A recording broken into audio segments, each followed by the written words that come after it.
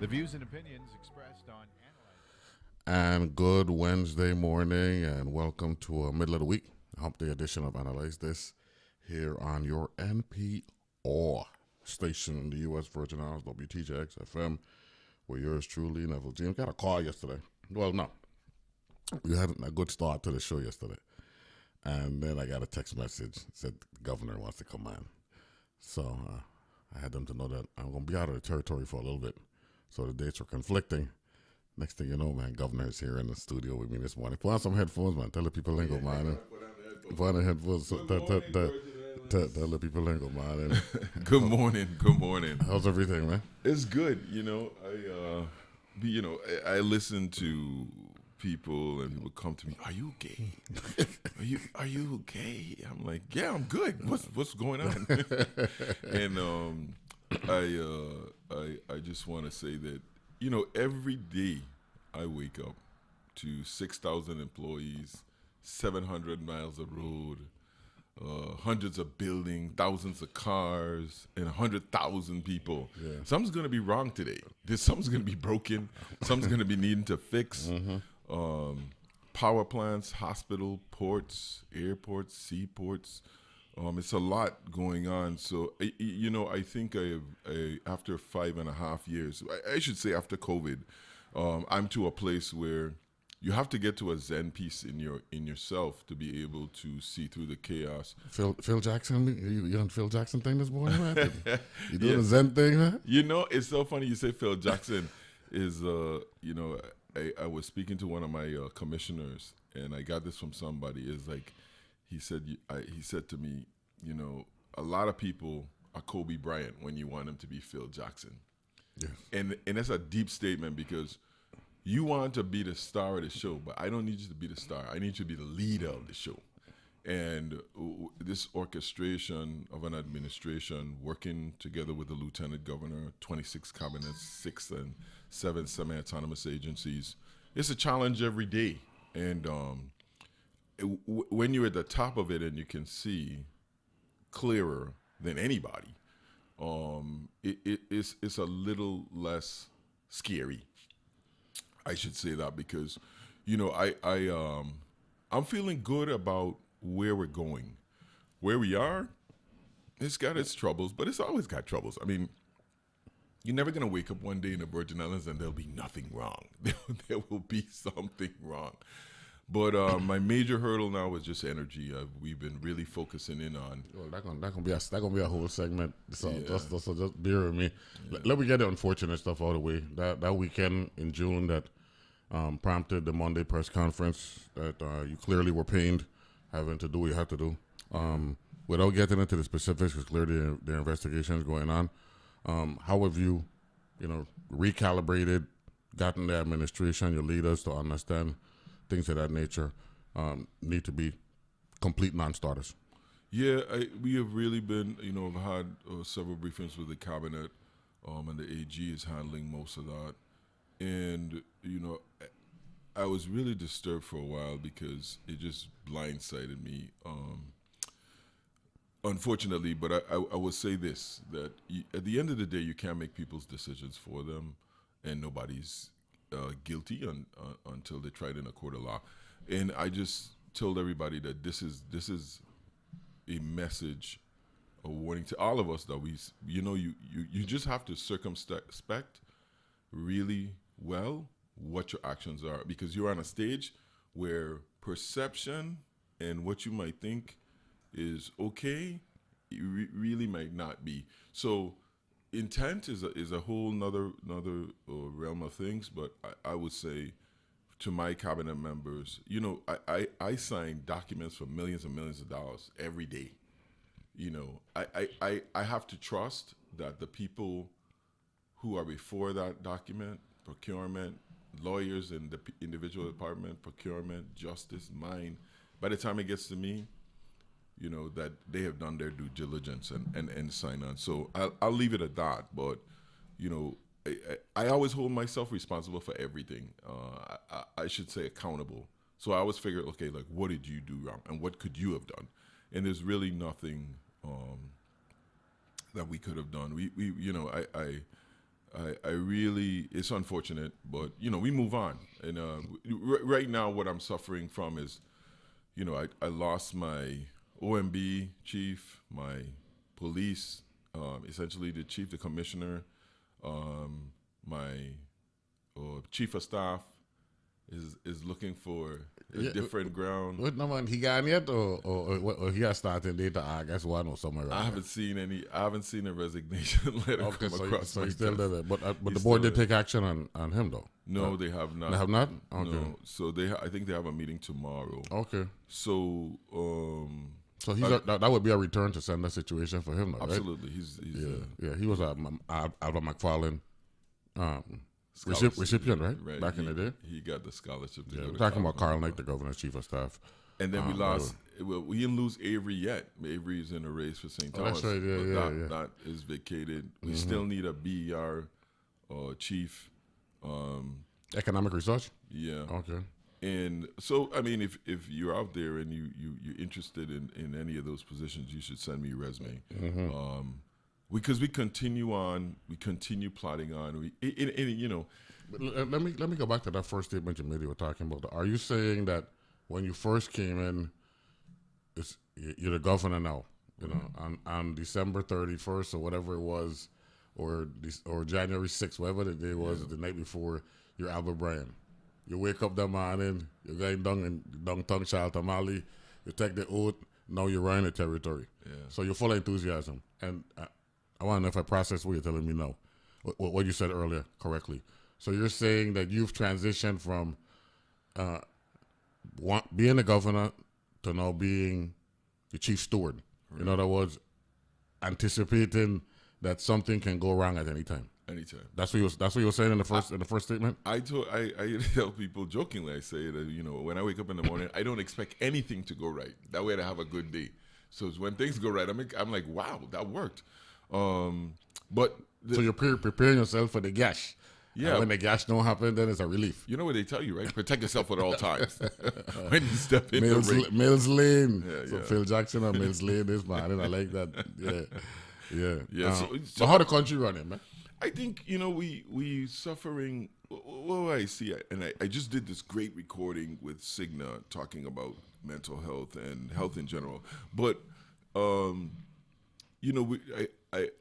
this year in the when we were trying to name the state of the territory, we're like, what state of it?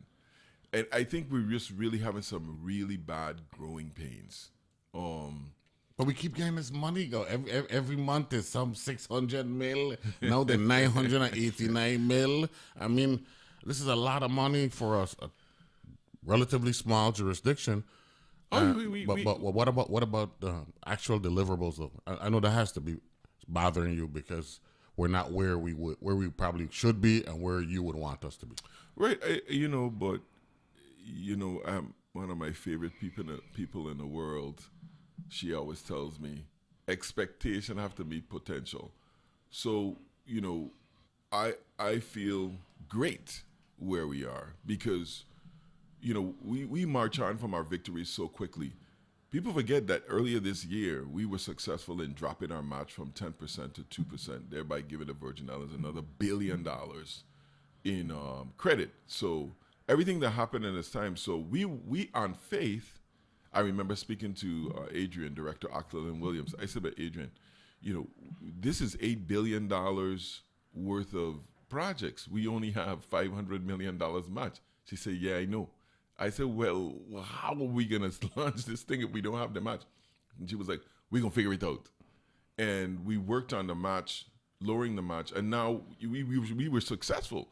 So now we have the match money. We don't have to go to borrow that money. That money is there, which was a huge accomplishment for us. So its timing is everything. So I think there's no way if I will tell you right now, it's not politically expedient, and I've said this to my staff, my chief of staff, and we discuss this all the time. But we really should slow down this. I can't even call it a recovery anymore because we're not recovering. We're building a whole new territory. And, when you look at the inflation rate, like we just saw 23, I think we just got 23 numbers. It was 10% inflation last night. The U.S. is balling because they have 3% inflation. We get 10% inflation. That's the inflation rate for Virgin Islands right now? Yeah, 10? 10. We had like 10, 12 or something the year before. St. Thomas had 14%. You know, like, how do we expect? So how about Hoover right then? What do you say? We're effective poor house. In this case, we're effective spenders. Yeah, so money could be a bad thing. Wow. You know, 14% is in Thomas yourself. 14. What is this? And it's think about this, right? We got $1 billion in projects out now, and we have 3% unemployment, which is record lows, 3.2 or something like that, right? We got $2 billion out for bid now, and we're gonna have $2 billion out next year again. So you're talking about $5 billion worth of construction for a $4 billion economy in progress all at the same time. That's the economy. That's a number now for the economy. Yeah, $4 billion. It's about $4 billion. $4 billion. All right. So I mean, you know, the GDP every year is just going to be a lot of pressure on it, and so everything is going to be more expensive. In wages, you know, government wages, we've actually moved the average salary like $5,000-$6,000 up, which is tremendous. We were looking, but undermined by the 14% and 10%. Absolutely, but that's what I'm saying. It's like the inflation rate is killing us, and so while we got a lot of money, people are still having a hard time making ends meet. And let me ask this lay people question. An announcement is made on Monday. $1 billion, we round it off, right? Is made available or approved for the wastewater, right? And if you got 4 individuals out there, this is a St. Croix project. This is for St. Croix, right? Just St. Croix. And then the St. Thomas one day in the pipeline that's gonna be announced, hopefully in the future, and then preferably the near future. And 4 businessmen who are knowledgeable or businesswomen are knowledgeable about wastewater treatment, and they want to come together to submit. How does that process work with confidence so that they don't believe they're just going through the motions? Who would they go to? Would they go to the Waste Management Authority, make presentations or acts? What's the timeline? Because Waste Management Authority is going to be announcing when bid proposals are going to be accepted. How does that whole thing work? So we're taking it all out of the Waste Management Authority, a lot of it out of WAPA. All the undergrounding is being done through Rebuild USVI. I mean, you got to think about it. You know, this idea that Widow Bryan and oh God, what's the name of the Ernst and Young. It wasn't Ernst. It was it gonna come to me. Came to us with to do this Rebuild USVI. It was brilliant because like right now I'm in waste management talking about we moving the dump. We got closed that dump, both dumps, and open new ones. And you know, that in itself is like a whole task by itself.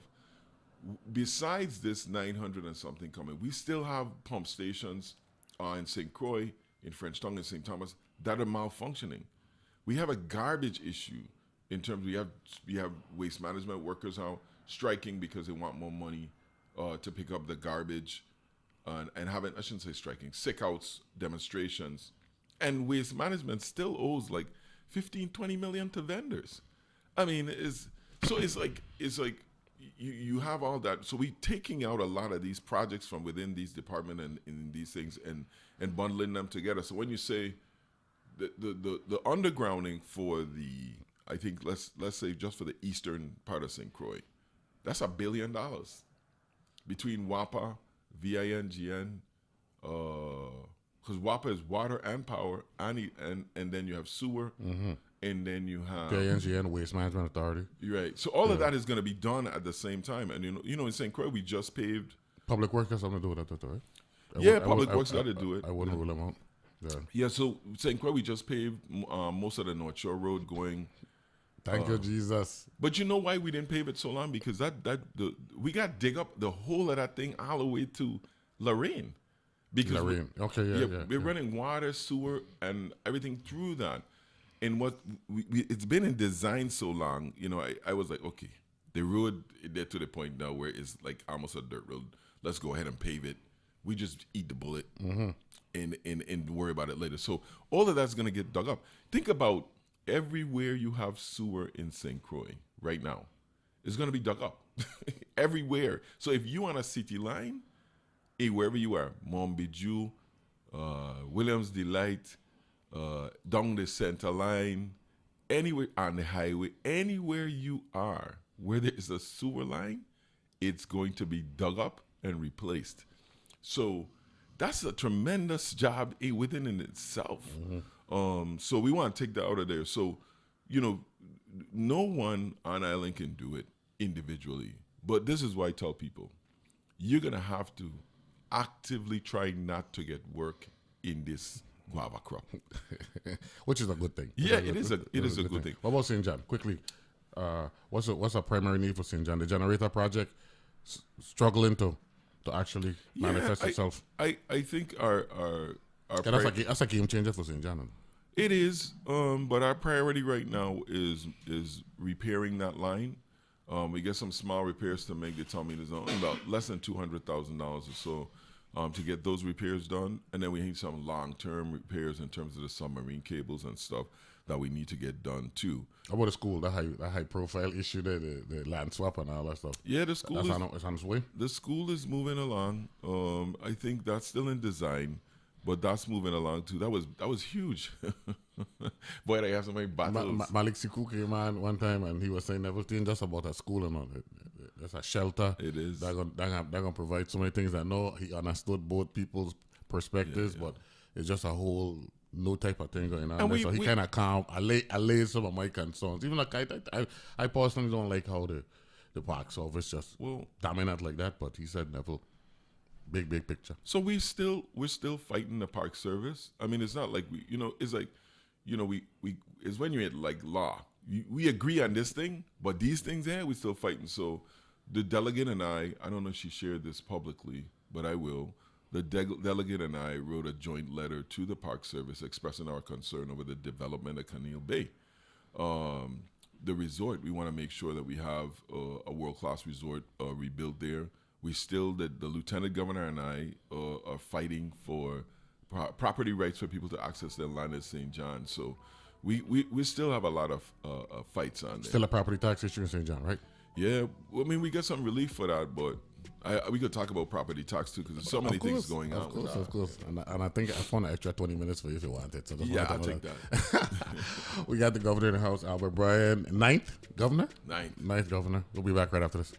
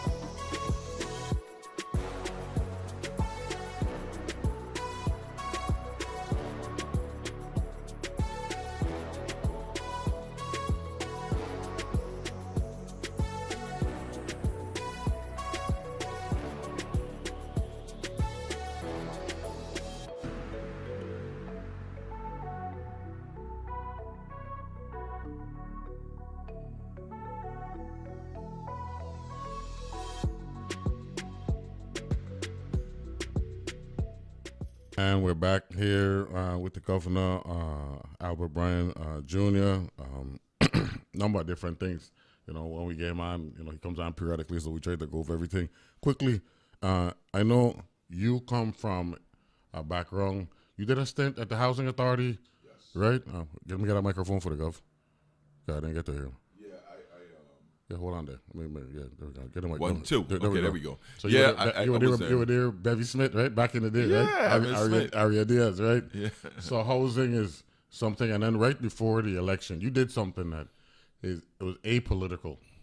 But, you know, so I'm in my house and I'm listening to you, and you literally said, we didn't deliver the goods to this point.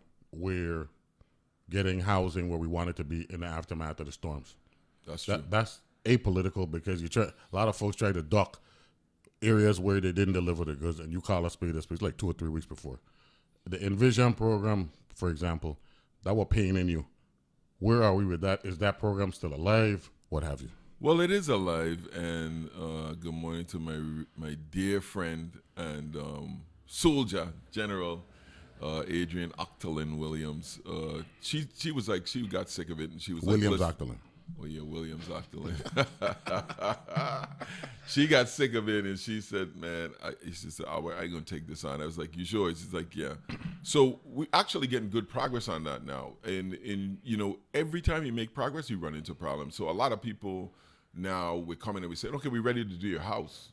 You got to move out," and then they're like, "Well, where am I gonna go?" And that's an issue right now. Like, where do we put people while we rebuild their homes? Some people don't. It's hurricane season. Some people don't want their house rebuilt in hurricane season, but it's moving. So we got the houses lined up, and we have houses in the process. We got like something like 20, 30 homes working on now. We finished some already.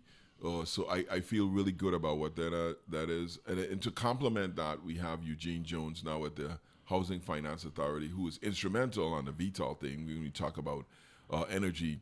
So that HUD money is moving faster. And then we have some RFPs out now for people to give us quotes on building individual homes. We have the Buy a Lot, Build a Home program that we've ramped up through Adrian Williams Octalin again for ODR. They're handling the CDBG DR money now instead of the Housing Finance Authority. And we still have the VI Slice home ownership program, which is moving along well now. It looks like it catching its clip, so that's moving along. I feel really good about that program, helping people get into their first home by sponsoring them up to $200,000 on makeup money, closing costs, down payment help, whatever it is that people need to get them over the line. And you know, I listen to people on their knocks on the program. You know, we create programs to help people. It's not going to help everybody. You're going to run into problems. But there are other programs that we keep and we continue to put online to try to get home ownership done. What we're working on now, too, with home ownership, we're actually in the process of buying 300 units in St. Thomas and St. John. That's, Calabash Boom, and trying to turn those into home ownership opportunities. So we've been working very quietly in the background, trying to get that done. I think we're close on that in doing that. And then I'm working with Maurice James, Senator Maurice James, on the home ownership with William Delight. Let me tell you something. One of the that call me that they're talking about, I wonder. Yeah. The William Delight is a whole unique area. It is. You know what I'm saying? You got top, you got bottom, you got in the middle. I mean, that whole area there. And then it actually, the problem with Williams Elected, they're right on that mountain. It is. So when rain come, it undermines development. Yeah. And it's built, it's a clay. It's like Glen. Everything in there got crack. Okay. So Senator Maurice James have been working closely. And she was in my office the other day. She says, boy, when things seem simple, it's never simple. So what we're trying to do is help the people in there to buy homes by actually giving them the subsidy. Now, you know, when they first came to me, or the Housing Authority came to me and told me they want $6 million to knock down homes and refinish homes and do it, I said, $6 million? Like $6 million, we just buy out the house them and get them to them. You know what I'm saying? And Housing Authority or Housing Finance Housing Authority. Okay. Because remember, Housing Authority owned Williams Delight. Yes. So they want to get rid of those homes. What's his name? The fellow who was there? Graham. Robert Graham. Yeah. God rest his soul. Yeah, Good guy. Yeah.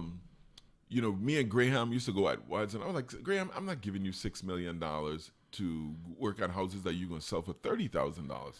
But we all think, you know, we had debated a lot about this, and everybody said, you know, they should have some skin in the game. So if you want a house and you're living in Williams Delight, you know, and the people in there are ready to purchase. They've done the work.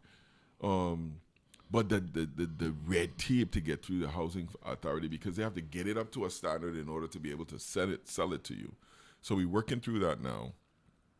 And I have a meeting in, I think, next week or week after, to work out the particulars of that. But home ownership is huge with us. So we got a lot of home ownership opportunities. And in the renting, I think thank God the Marriott opened the Westin Frenchman's Reef, because that eased a little bit of the Airbnb action. But that's going to pick up again, because we got a lot of construction that's going to be going on in St. Thomas, St. John district. So people, the construction industry coming in, and you know, when they come in to rent, they want to pay $300 a day. Yeah. You know, and that kind of craziness. So what about the big thing down in the West? They got some development going on there as well. Yeah, that hotel is coming along. We had an accident there the other day. Some people got injured, but everybody's okay. I think we have one person who was, up to a couple of weeks ago, he was still in the hospital, but I think everybody's okay. I spoke to the owner. It is beautiful. I mean, you see this thing is phenomenal. Now, one of my guys told me down there, they got some development going on down there as well. Well, we also go tonight. When I leave St. Croix today, I go back to St. Thomas. I'm touring the Hampton Inn. If you will honestly be in St. Thomas, that coming up. That 3 stories done up. Since last time I was in May. What are they ready by Yard Haven? I know why. Yeah. Wow. 3 stories up. They try to open next year. Wow. I mean, yeah. So I'm really happy about that. Work continues at Sugar Bay. I remember for years whenever you hear Yard Haven, you should think Ramada. The Ramada. Yeah, Ramada. Remember that? Yeah. And then on St. Croix, you know, we still Hibiscus got some. We working on Gaina up, but they have some DPNR issues they're trying to work out there. We hope to see the resolve of that. And then we pushing the key, like, you know, I laughed at myself. I landed yesterday, and I started laughing at myself because I was harassing the people on the plane. I was like, "What's that?" They said, "What?" I said, "That's a Frontier. That's a jet. Another jet in St. Croix. Oh my God, is St. Croix have tourism now?" You know, nobody. You know, once you fix a problem, you don't hear about it, right? Nobody. Like, tourism, it have a little sore spots, you know. And I was talking about in Christianstead with the sewer issues. You know, my favorite Kalaluman Krushan Kami complaining about the sidewalks. Edwin? Who? I said, Edwin, does anybody read the news?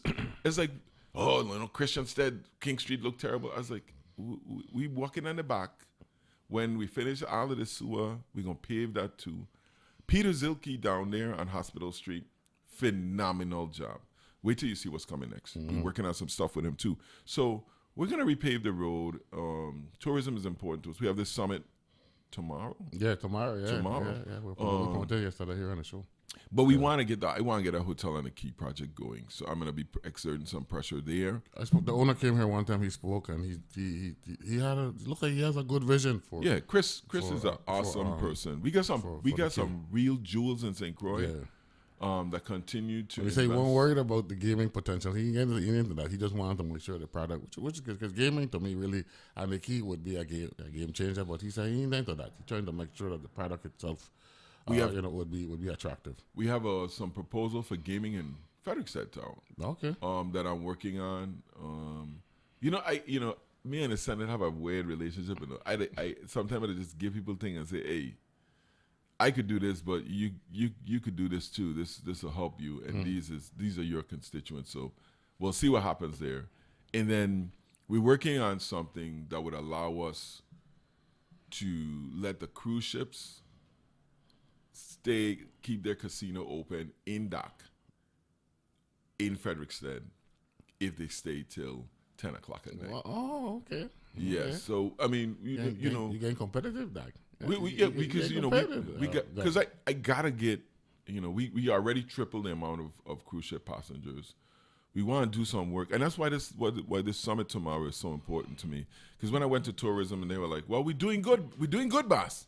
I say, "Yeah, we're doing good, but you could always do better." So let's get a summit and talk about what we're doing, what we're seeing, what our concerns are, and what the public's concerns are. What are the taxi operators, hotels, restaurants, the rides, the events, activities of onshore activities? You know, we're doing good. It's like I had some conversation.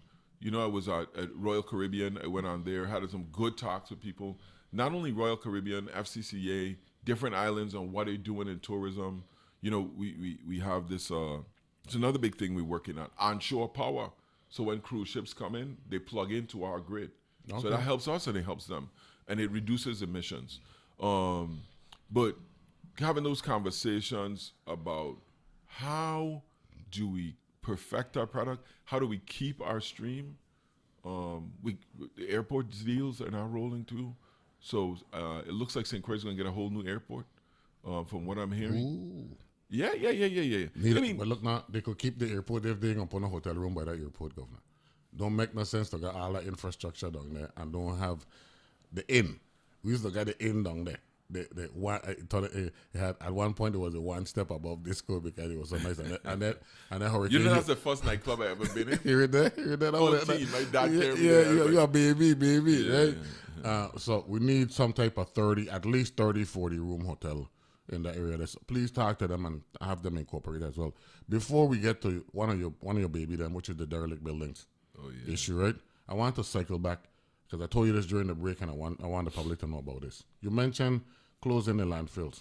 I want the public to know, right, that I remember this big meeting that was held was on TV. This is when Rocky Labor them had just started to get the legislature to have committee meetings and all that stuff, and on TV, you mean? On TV, correct. And Abramson was the commissioner when they were talking about closing landfill. This is no problem. Yeah, we could take a call. This is mid-90s. This is the mid-20s we're talking now. So I don't want to put that in context for the public to know. We're talking a generation and a half, almost 2 generations, trying to deal with the landfills. I want the public to understand, to put that in context. And it's still ain't closed yet, but we still got to close it. Yeah, well, we don't wrestle mice in this administration. We wrestle bears. You know what I'm saying? We take on the big issues. Wow. WAPA, retirement, the landfills. Yeah. And well, we got a call on the line, so think about that. We got a call on the line. Let me take a quick call. Good morning, caller. How are you? Yes, good morning, Neville. Good morning. How are you? I'm good. May I ask the governor a question? Go right ahead. You may. He's listening. Governor Bryan, could you use your influence, please? It may seem like a small thing, but it's a really big thing for town, Christiansted. Mm-hmm. Could you get us some garbage cans? I knew you were going to say that. On Strand Street. We have no garbage cans. People are throwing their trash in the planters. Nobody's picking it up because we have no place to put it.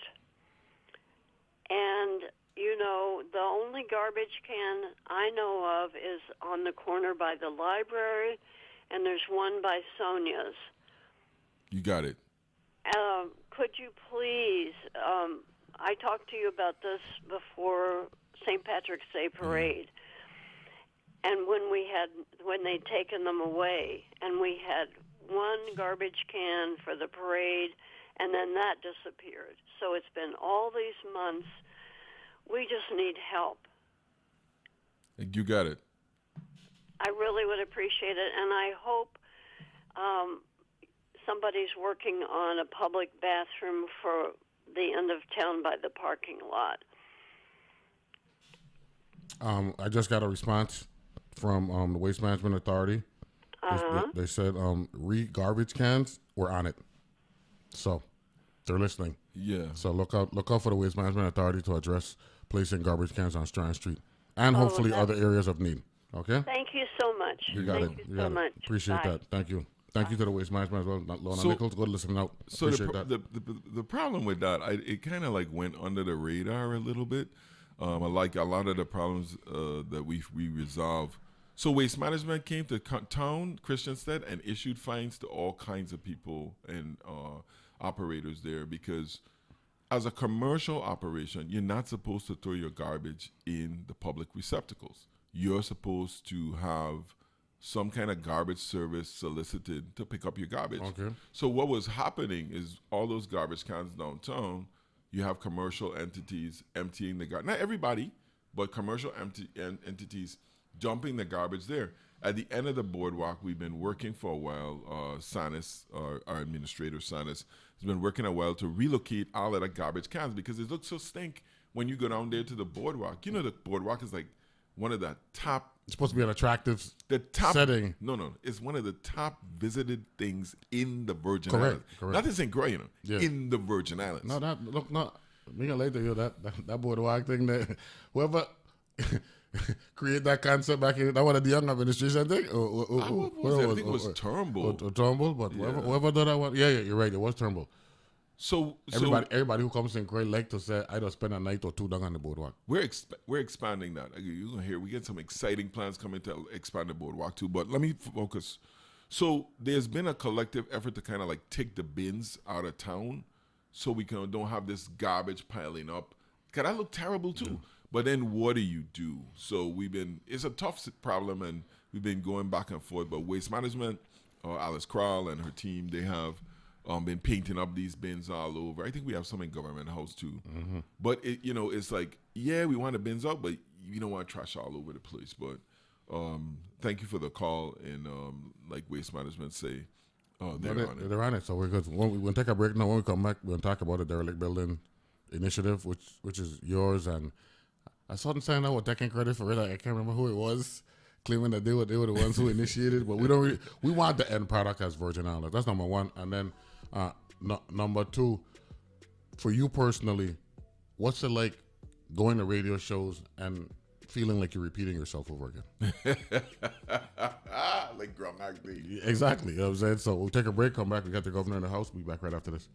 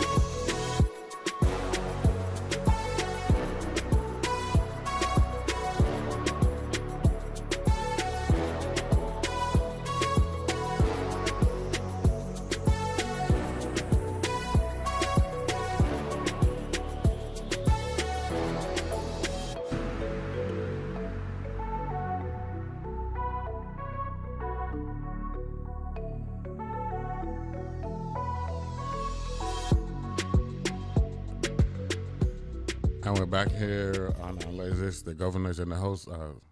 Put on them headphones. They're good, car. Before we get to back into the local deal, game changer Sunday afternoon. President Biden says, Woo. "Yo, I'm stepping out." Woo. The pressures got to the point. Some are saying that this was all planned and not necessarily planned to step aside, but once he realized that his debate performance had created a groundswell, you know something, if it ain't me, it's going to be my vice president.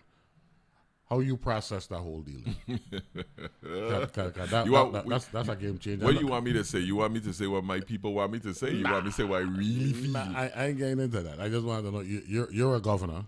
They said already, I think it's 23 or 24 governors, Democratic governors. How much Democratic governors I got? About that. Got that right? 26. So they said they endorsed. Now, I know you had the great clarification on Monday, right? But let's talk about the move itself, because now it is not Trump going after an older candidate. He's going after a much younger candidate of a different gender. So that changed the whole ball game there. Not really, though, because Trump don't care and his fans don't care. Well, I don't know about that guy. I'm seeing the responses now. First of all, yesterday they just filed a complaint on him. They said the $90 million that Biden Harris had, they can't just give to Harris. So there is some concern. I don't know about that. Well, you know, so disruption is the order of the day. When I went to see President Biden, and that was February, and I spoke to him, and when I saw him when he left St. Croix, he's very lucid. He knows what's going on. He has a plan. But it's not about lucidity. Politics is about appearance. Remember it was Theodore Roosevelt, Franklin Delano Roosevelt. FDR was in a wheelchair. And they never allowed people to see him in a wheelchair. They tried their best to distract the people from that fact. Today, with the visuals, I was shocked when I heard the Biden administration ask Trump them for a debate. I would never, ever let my candidate debate Trump, just from a matter of energy. You know, it doesn't matter what Trump is saying. The appearance of him coming on there and his aggressiveness, his energy level compared to the Joe Biden, who he is today with his energy level, it could never go well. But I would not debate him for a different reason. If you couldn't debate Republican, I mean debate him. Well, if you couldn't what? If you couldn't debate the Republican, them during I would have simply say I refuse. I ain't debating him. I refuse. That turned out to be a big mistake. As a campaign manager, I refuse to allow my candidate to be on stage with a felon who has disrespected women and disrespected the United States of America and the people of America and the Constitution. We're not debating. Boom. We're not talking. So, and then you limit his public appearances. Now, I want to say, like, Joe Biden fell on the sword. Now, my feeling is we've done away with conventional, right? By Joe Biden said, hey, I'm going to step down. Only been done one time before. The assumption... Twice. Truman and LBJ. The assumption is that the vice president should take it. But that's a traditional assumption. Just like it's a traditional assumption that the president... this is not about Kamala Harris. It's not about the Democratic Party. It's not about Joe Biden. It's about the survival of this nation and the principles that it was founded on and being able to believe that. And it's about the world. I think we all need to come out of ourselves because, people are just, I think the world... This is analytical Albert Bryan or Governor Analytical Albert Bryan. Yeah. The world is in a place now where people are just so selfish. And the lessons that God has taught us, we don't understand. If Obama was president at the time when COVID started, right, we would have never had a global pandemic, You got to remember, this guy, Trump, wouldn't speak to the Chinese, blew it off when he went to Europe. Oh, it's the Chinese flu. Disregarded it. Wasn't important. We didn't need to be worried about it. People were dying in New York. He was still saying it. When we started COVID, we were completely flat-footed. It was the first time in my life that I couldn't count on the United States of America. Because when I got on the phone with Trump and everybody else, no one had a clue what to do. We were totally unprepared. And when you look at what's happening in the Ukraine, all this thing is history repeating itself. America has to lead. We can't just take up our marbles and go home from all over the world and be like, oh, we're going to just cage up. We're going to put a fence around our border and we're going to be okay. It doesn't work like that. We have to be able to have a leadership role in the world. No one is going to listen to Don. Which leader in the world? We're the laughing stock of the world to Donald Trump. Okay, Biden step down. Let's get the best candidate. I don't have anything against Kamala Harris, Vice President Harris. Nothing at all. Mm-hmm. If she's the best candidate, I'm 100% of her because anybody better than Trump. So this is why you ain't rushing to endorse it, what you saying? And then the other thing with the Virgin Islands, you know, when anybody else endorses, they get a call, they get a promise, they get an access, right? We haven't heard, in all fairness, I represent 100,000 people, Democrats, Republicans, whatever. I haven't heard what she's going to do. I haven't heard her make a statement. She heard at a rally yesterday. I think the amount of support that we've gotten from the federal government, Governor, I mean, they stepping up for us. I want a plane headed to the States in June. Without a doubt. Two of your deputies were on the flight with me, Kevin Williams and Richie Mota. So I bring up to Kevin Williams. Hey, Kevin, I remember in 2010, we had a coca issue or a proposal for a coca plant, Bovoni, and the legislature were dealing with a lease. And I asked Hugo at the time, Hugo Hodge, how much it cost to build it was a waste of energy. The burn scope. Two brand new plant back then. He said about $200-300 million per. So I said, doing my math, that number got to be a little higher now. Oh yeah, right. 600-700. So Kevin, without giving away what was going on, he said to me, he said, "That's what Hugo tell you." Anyway, announcement coming tomorrow. So I get to New York, you announce the $600 million for WAPA. Yeah. Right. Now they announce another $1 billion for waste management. If it's one jurisdiction that has been a very good child, speaking rhetorically now, right? Yeah. Hyperbole, all that stuff, right? Where the Biden-Harris administration is concerned, is the Virgin Islands. Absolutely. So come closer to the mic. Absolutely. So I ain't denying that you should get a call because that's how the game is played. Look, no, you're good to go with me. Bam, bam, bam. I understand that, but they've stepped up though. You know, they've delivered. But I've sat down with President Biden for 2 hours and shot the crap. Like, you know what I mean? Just like the president. When you're gonna endorse? Because she don't got almost 2,500 delegates already. We're waiting for. God, you said in the clarification statement, when we have a nominee, I will fully support the Democratic nominee. Absolutely. The numbers that this thing happened fast. Money raising like crazy. Delegates coming in for Doxas. So I just want to know when we gonna hear something from you. People are excited, you know. I want to see. I mean, I don't have any choice but to endorse the Democratic candidate. But I want to know that the Virgin Islands count. I want to know that we're not just an afterthought. So like me with the Agile, man. Yeah, I want to know we count.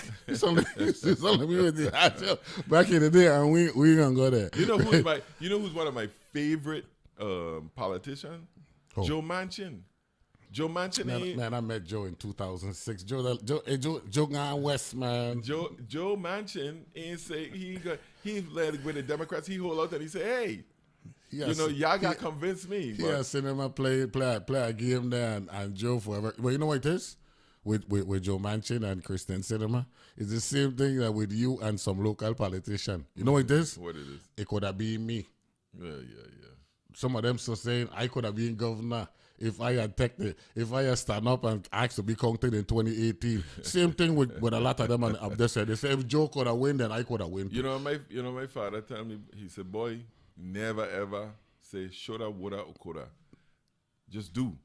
But I mean, I just No, but let me don't ask this believe it. question. This groundswell, though, Yeah. that has gone on, this is ridiculous, the amount of money in this short period of time that something was fermenting all along for this kind of money to be generated and raised in what is now 72 hours and the delegates coalescing. I mean, a week ago, it was the reverse. Right. And here we are now, where, and even CNN, who were beating up on the Democrats, saying it looks like the Republican Party was totally unprepared for this particular move. I'm gonna say what my lieutenant governor told me last night. August, September, October, Yes, sir. election. 3 months. That's a long time.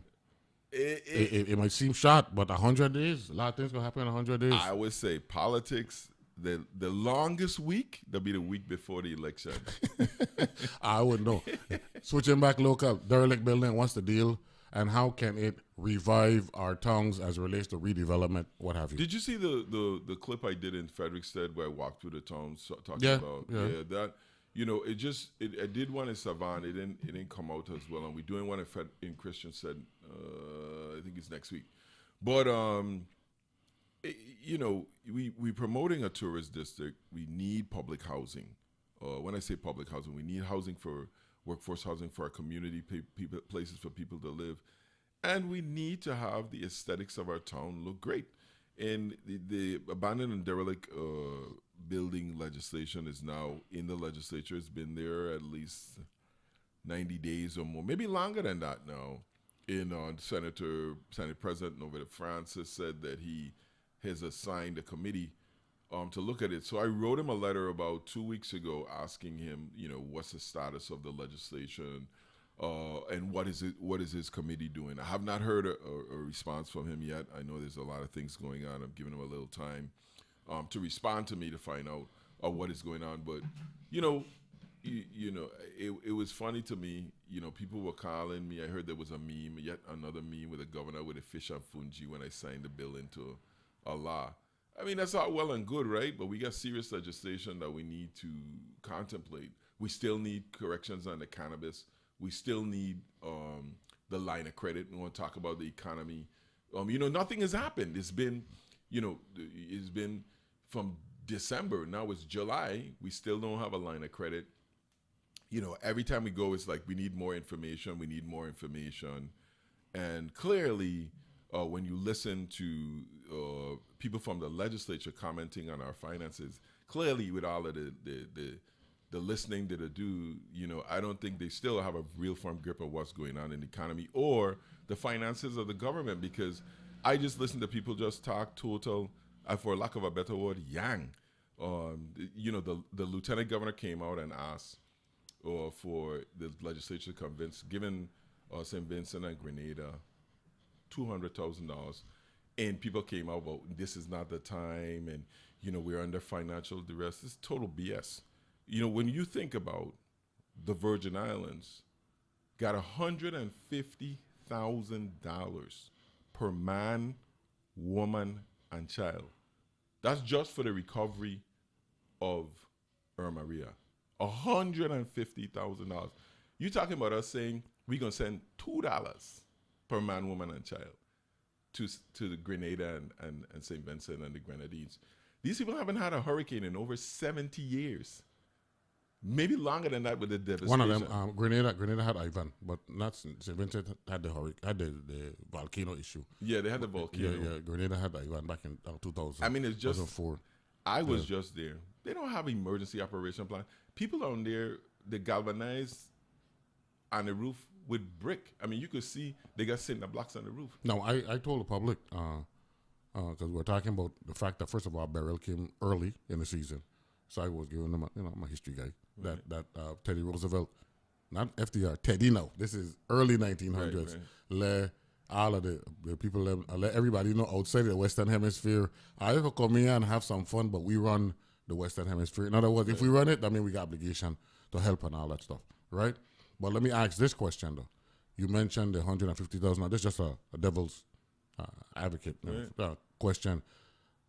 The counter argument would be, but Governor, you said $150,000 per man, woman, and child, but somehow we ain't seen it with the naked eye. What's the counter response to that? So, well, when you look at the counter response to that, you say when you look in the Virgin Islands, what we have and what we're getting now. In particular with the energy issue, Right. undermining everything else. Right now, we're giving up to 4,000 rebate on batteries. We're giving 1% loans for total solar systems for your house.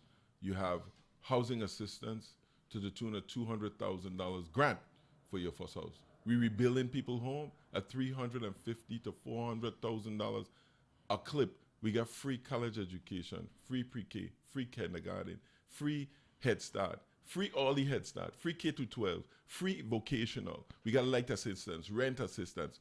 We just paid off all the vendors over 90 days. $17 million, more like $19 million.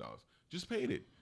The same Senate Finance Chair, Donna Fred Gregory, that's telling you we don't have $200. Senator Donna Fred Gregory. Senator Donna Fred Gregory has over $20 million, right, in Combud, and she have all the people in the legislature believing that she can't stand it because it's Epstein proceeds, right? So she have a bill to spend that money and all kind of thing, and none of them could do anything about it, which is crazy. The conversation get good as we get into the break, but I got an extra 20 minutes, so I'm going to let you pick up there. I'll let you pick up there because, sorry to interrupt because I know you're being on a in full flight, but I got to go to the break to come back. I think you do that when you I reset the show. No, we coming back. We come back right there, and I want to sweep back right after this. The views and opinions expressed on Analyze This are entirely those of the on-air participants and do not reflect those of the station's board, management, staff, or underwriters.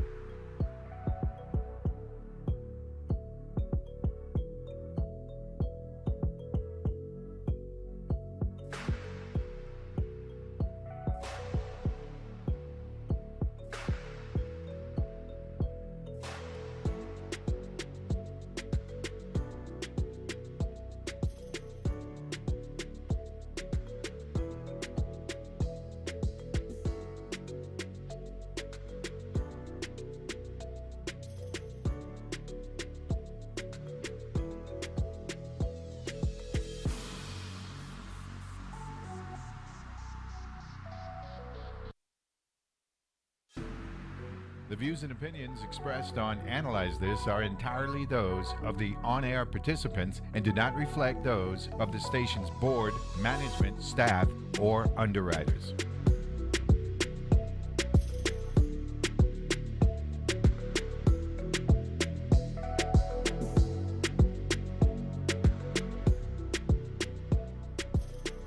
And we're back here on Analyze This. Let me do the programming notes, even though the governor is here. I'm going to take a minute to knock this out. We got the PBS News Hour, 7 to 8. We got Nature from 8 to 9, explore the history of uniquely American horse breeds. It's only right that Neville James did that, right? Then we got Nova, right? Examine the efforts to raise and salvage the capsized Costa Concordia cruise ship in Italy. That's from 9 to 10, and then from 10 to 11. Sea Change, discover the Gulf Marine and how its bounty was forever changed by European settlers, and then I'm an important company from 11 to midnight. So the News Hour at 7, Nature at 8, Nova at 9, Sea Change at 10, I'm important company, at 11. We got Governor Albert Bryan here in the house. Governor, you were in full flight just now, so I don't want to make it seem like we're cutting you off when you were dealing with that. You said that the Appropriations and Budget Committee Chair, Senator Donna Fred Gregory, $20 million, is it? More than that. And that's Epstein proceeds, of but course. you see, the thing that the word that comes to my mind is mama guy. You know, and somebody mama guy, yo, is like, I don't match anybody can, but when you come for my lieutenant governor, you come for me, I come in for you. Rest assured.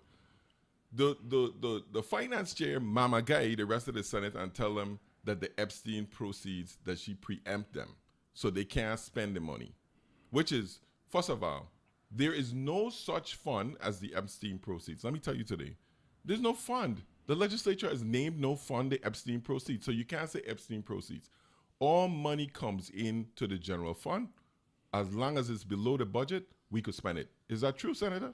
That's how I know. So until a fund is designated, you can't say that monies that were received via a legal proceeding you can't. can be obligated. That's my understanding. I So could be wrong. So Could be wrong. we've been, because I'm the kind of person that saves my little acorns. I put them in little places. We've been putting aside the money.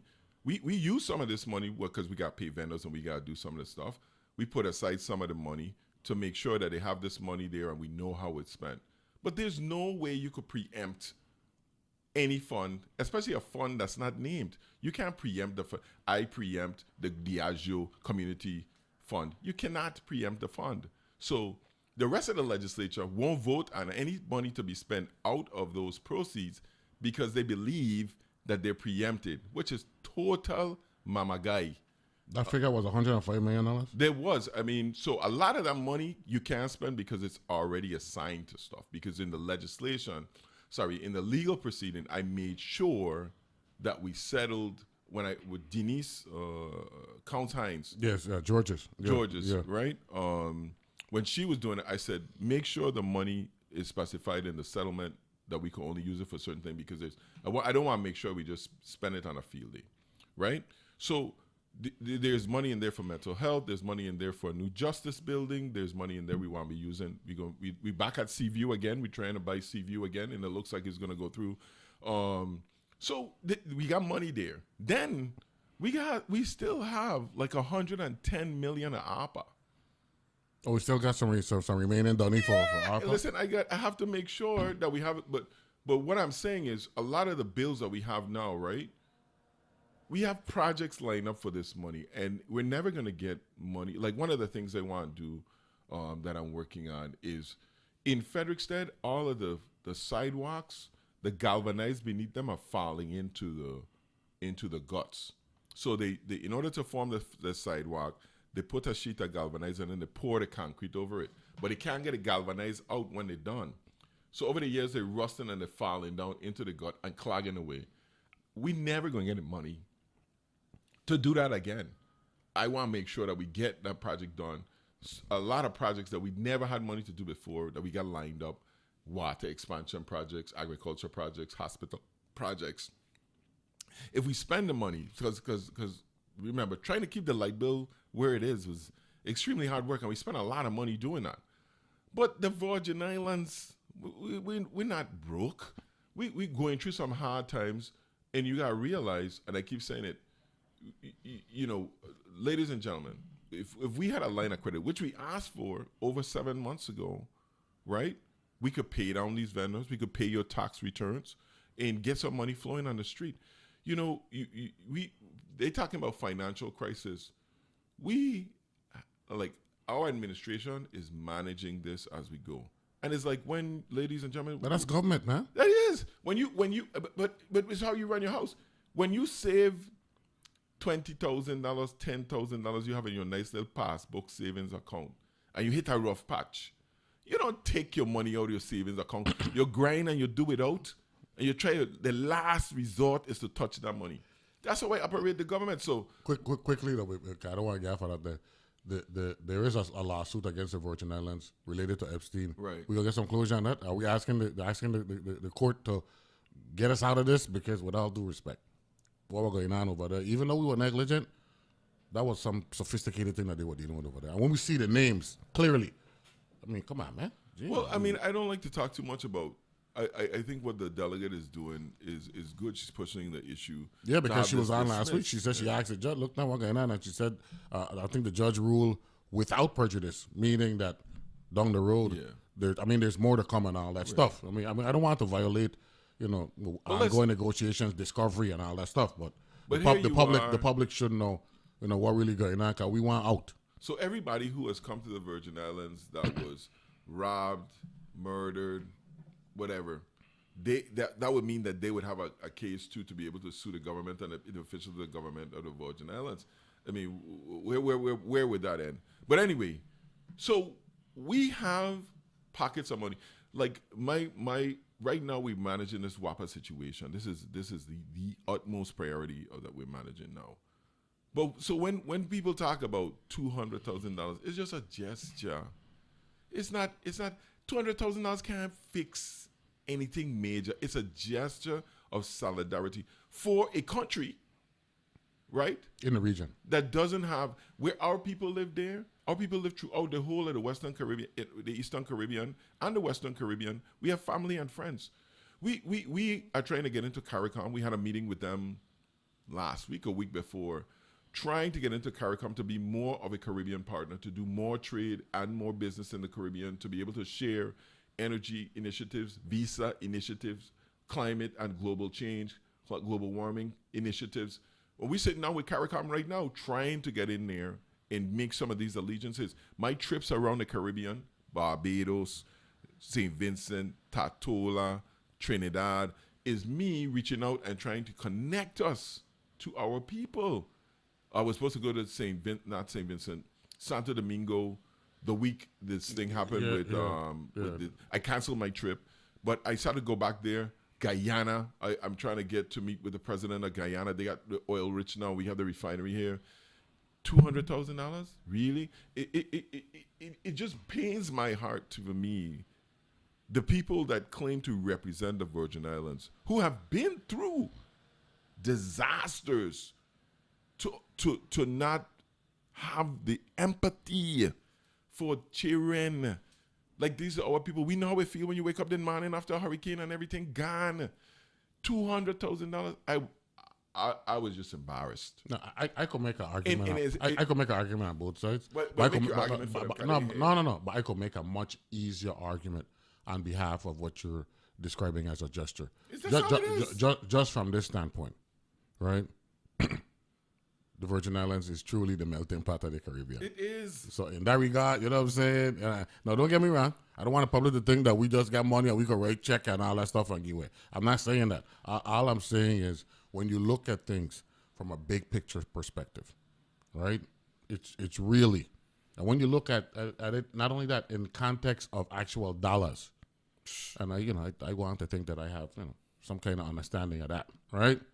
It isn't what people are making it out to be, and I'll leave it at that. I'll get beat up if you got a difference of opinion, no problem. But that's my regard. Let me stay on the energy tip.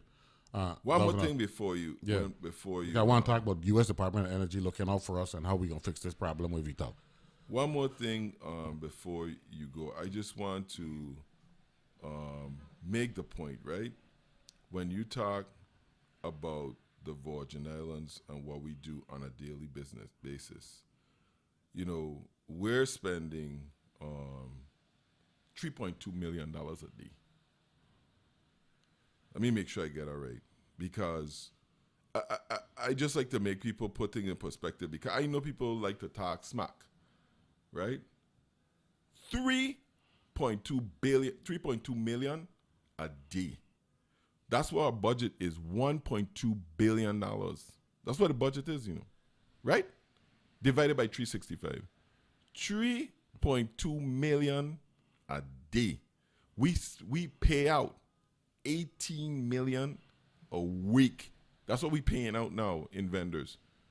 $200,000? Come on, man. I looked at it differently. What you just said. You said we spend $3.2 million a day. Yeah. And if you divide 200,000 into 3.2 million. That's divided 1 into 16. Right. That's 6% of what we spend on a daily basis. Then you can multiply by 365. You know what it is? It's called frat. People just talking frat. You know, So it was a more gesture than a dollar impact. oh, good $10 impact. I think that crystallizes it. Let me get back to energy. This is our biggest albatross. Are you confident at the 5.5 furlong mark in this 8 furlong race that you're in as governor? Yeah. Right? We're approaching the 3/4 poll come December 31st. Are you confident that by the time you cross the finish line, January 1, December 31st, 2027, Yeah. January 1st, 2027, that we are going to be, if not exponentially, much better off from an energy direction, not necessarily physically, but energy direction than we are now? Hunter in the air, right? And cross the finish Crop. line. You don't call that crop now. The riding crop. The crop. Yeah, not the whip or the hunter, the crop. Are you confident, based on deals cut and monies being made available, that our energy crisis should be behind us because of policy and physical improvements? Yeah, a couple of things there. Right now, we're struggling in St. Thomas, and my heart and my hat comes off and goes out to the people of St. Thomas, St. John. WAPA just had some bad luck. I'd be like, man, these people can't catch a break. And of course, it spills back on the administration. But I think we should see a little bit more energy continuity this month. Every month is going to get better. And then, because we got the Watchilla people back working on. So there's 4 generators that we're installing that stopped. The batteries, we have a 9 megawatt battery storage.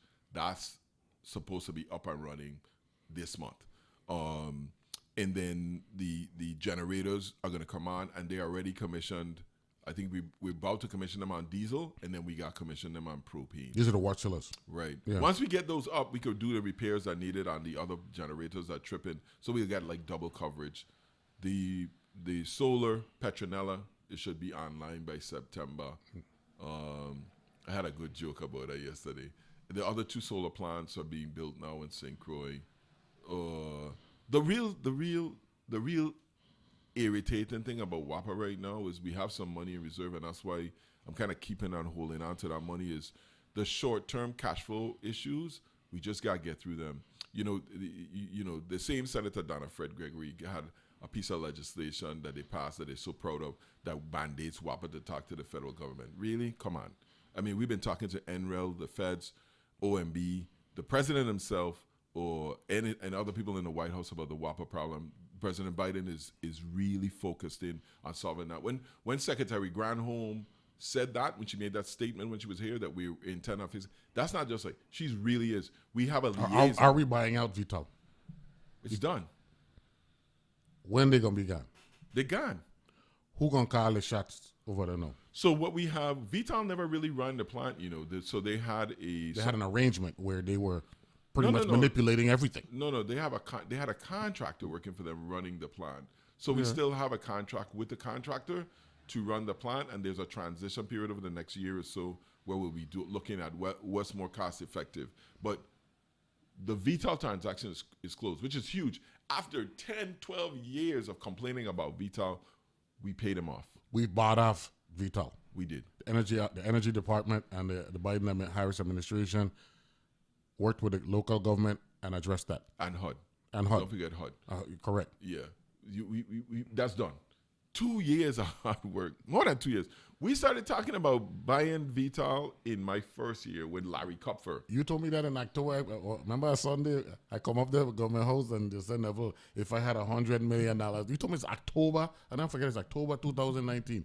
If I had $150 million right now, I'd buy out Vital. You saw early on that we had an issue there. Oh, yeah. Because if we had fixed that early on, we'd be good now. This is 2024. It took almost 5 years. It did. But so you're saying Vital, no more. So, yeah, we have fuel contracts with them, too, now, because they have the only barges that could bring propane into St. Croix. That's the linchpin. that we still have a connect. So commodity supply, Right. that's their But we responsibility. they already came down on the price before we signed the deal for propane. I think they came down about 6 or 7 cents. Yeah, we as ratepayers, we want to know when we're going to see that reflected on our bill. So I want to say this, and right now my focus is to keep the bill the same and to keep the power on. I anticipate that if the 2020, where we in 25, in 26, the rate to start go down. And I say that because WAPA has Not 25, we're in 24.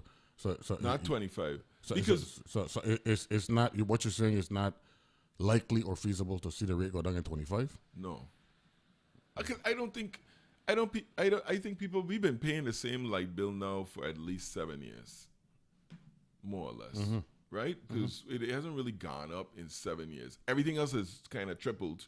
The light bill hasn't gone up. So the focus now is get the light bill to get WAPA to be producing power where we're paying for it.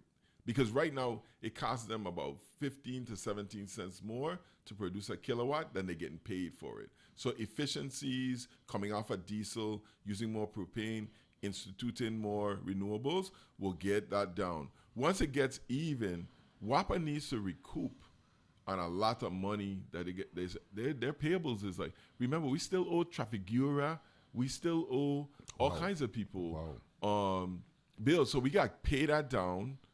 And I really think we need to get out of the power business. And I thought that That's our next conversation down the road. yeah. And if anybody believes that I'm not trying to figure out a way to get out of the power business, then you don't know Albert Bryan. Because I hear people tell me all the time, my concern is two things: making sure that we keep the federal funds, and number two, making sure that we keep the asset, because if anything happens, we have another major storm, we want to be covered by FEMA.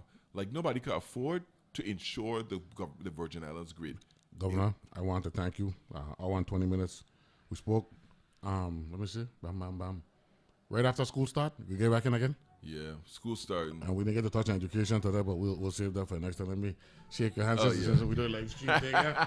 Good to have you on, Governor. Always a pleasure. And continued success. You got a summit tomorrow. Yeah, and big thing. Good luck with that. So we're good. That was Governor Albert Bryan joining us this morning on short notice, and we appreciate that. We'll be back right after this.